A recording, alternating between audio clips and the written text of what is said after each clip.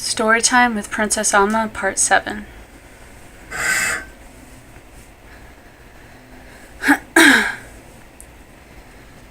Alma had a dream where she was floating in the sky, looking down over the king and her now fully grown son. Cat. Her son became so much like his father in appearance, but inside, he was kind and he was gentle. My son will save the kingdom, Alma would tell herself. Perhaps I should just wait, she thought to herself from time to time.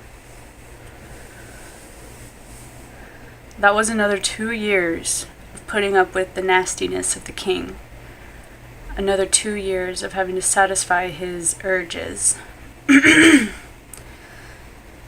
more years of being treated worse than a doormat. She remembered the homeless man whom she had given enough money to buy 2 chickens for his family. And she remembered how he had taken his hatred on the king out on her. She began to get very upset and angry and full with hate.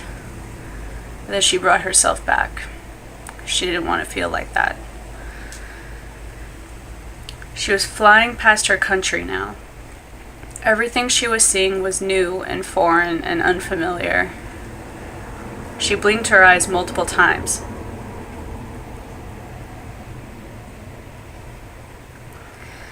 There was a large amount of water and tons of other countries, with tons more people living in them. People yelling, people running, people loving, people hating, violent people, kind people, weak people, smart people, sly people, people of different colors and different shapes.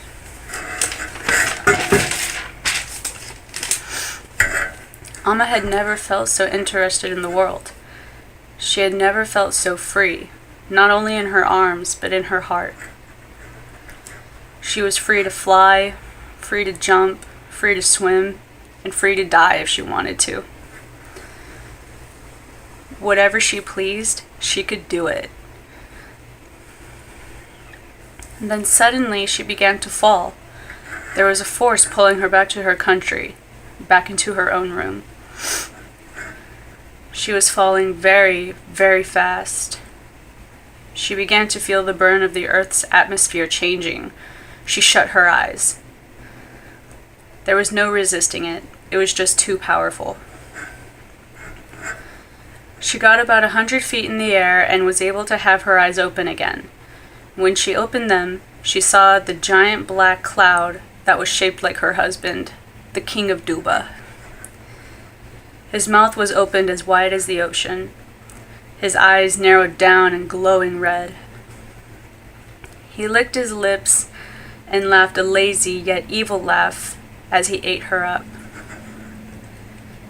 She was flying around, and she was scared. She was being tossed about chaotically around his mouth of storm clouds.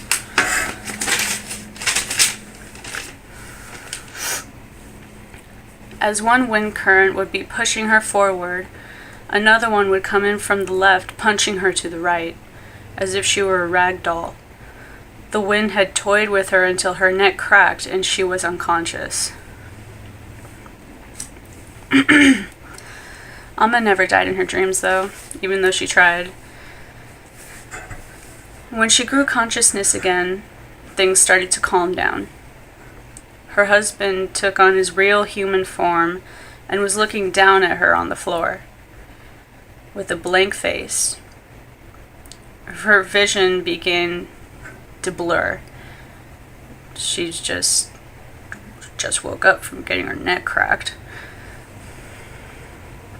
So she rubbed her eyes. After her vision cleared, she realized that it wasn't her husband that was standing above her. It was her own son, staring down at her with a blank, hard face. He turned out to be exactly like the king, inside and out. "My son, what has happened?"